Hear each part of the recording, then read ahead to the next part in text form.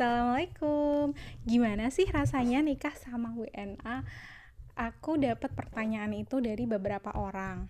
Nah, kalau aku pribadi, aku bisa bilang kalau namanya berkeluarga itu pasti ada positif negatifnya. Pasti ada baik buruknya kayak gitu. Cuman ada hal yang mungkin aku pengen share ke kalian, barangkali hal ini itu bisa juga contoh yang baik bisa diaplikasikan di keluarga yang istilahnya pernikahan sesama warga negara ya. Jadi yang pertama aku ngelihatnya orang asing itu lebih ekspresif. Maksudnya gimana? Maksudnya mereka itu untuk menyatakan cinta atau mereka itu apa ya namanya physical touch itu mereka jauh lebih terbuka gitu. Maksudnya kayak di Indonesia dalam keluarga dulu, aku nggak tahu kak keluarga yang lain, cuman itu tuh cintanya dibuktikan dengan perbuatan kebanyakan kayak misal nyiapin makanan atau act of service gitu loh. Jadi kita tuh nggak bilang I love you kayak gitu, kamu cantik banget hari ini. Aku jarang banget melakukan hal itu di keluargaku yang dulu.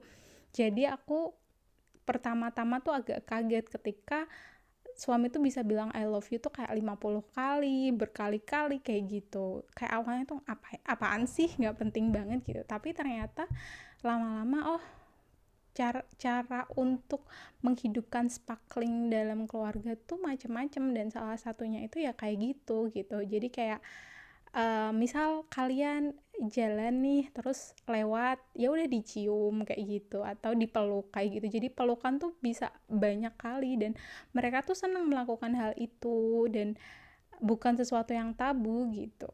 Nah, kemudian mereka itu biasa mengapresiasi.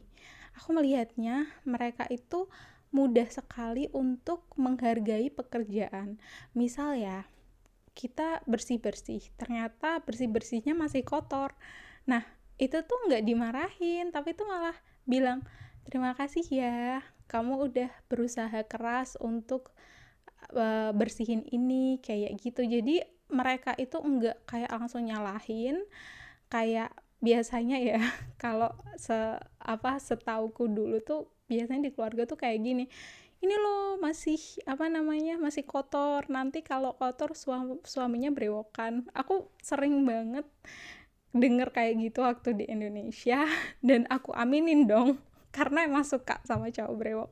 Tapi maksudnya di sini yang aku pengen highlight tuh, kalau misal di luar negeri tuh mereka nggak ada tuh yang model-model yang kayak gitu ya, yang sepahamku ya, setaunya aku. Jadi mereka itu dengan segala kekurangan kita tuh mereka kayak ya udah nggak apa-apa gitu. Pokoknya misal masak rasanya memang kurang enak, tapi kayak mereka kalau misal rasanya kurang enak, mereka cuman bilang makasih ya, kamu udah masakin buat kita. Terus kalau misal enak, nanti dipuji-puji gitu. Jadi kayak apa ya? Kita nanti lama-lama tuh tahu, oh kalau misal kayak gitu berarti dia kurang suka masakannya. Kalau cuman bilang makasih ya, kamu udah mengeluarkan tenagamu buat masak, kamu udah nyempetin waktu kamu buat masak kayak gitu. Kalau misal enak, dia bakal bilang kayak ya Allah ini enak banget, kamu pinter banget sih masaknya gitu. Jadi kayak kalau kalau dipujinya berlebihan berarti itu rasanya enak, kalau cuman diapresiasi berarti rasanya ada yang kurang kayak gitu sih. Tapi yang aku pengen kasih tahu tuh ya, mereka tuh suka banget mengapresiasi. Kemudian yang terakhir yang mungkin bisa aku share itu, mereka itu kayak membiasakan berpikiran yang bagus dulu sebelum yang jelek. Jadi husnudon dulu. Misal kalau aku sih kadang suka overthinking ya. Kalau misal kita lagi jalan-jalan di hutan, kita kan biasanya ngeloroi ya, kayak nyapa gitu kan, halo kayak gitu, atau selamat pagi kayak gitu-gitu. Nah, kita jarang banget nemuin orang yang kayak nggak bales salam gitu, maksudnya halo kayak gitu, mereka bales halo gitu, kebanyakan hampir 90%. Nah, suatu saat aku nemu ada orang yang dia tuh lihat kita tapi dengan pandangan sinis gitu.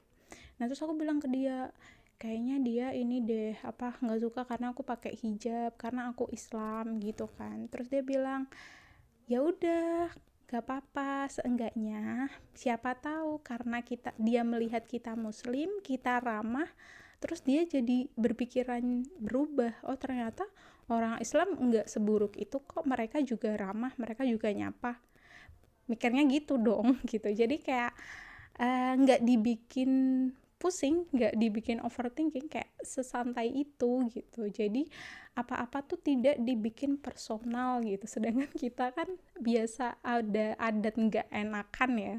Jadi di sini tuh mereka tuh lebih direct, terus nggak ada namanya culture nggak enakan.